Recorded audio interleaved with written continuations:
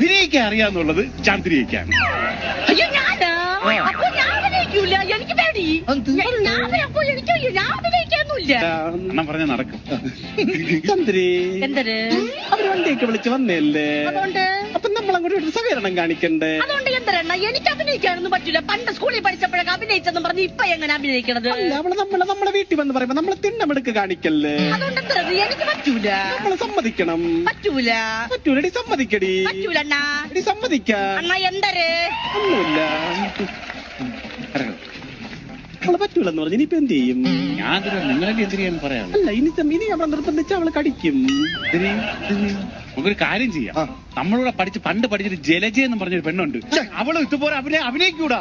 ജലജയ്ക്ക് പറ്റൂല. ജലജയെ കൊണ്ട് ചെയ്യുന്നത് പറ്റൂല.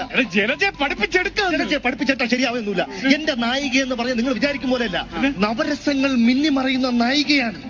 ശൃംഗാരം, ബീഭത്സം, ഭയാനകം, വീര്യം, ഹാസ്യം, ശാന്തം, കണ്ണം,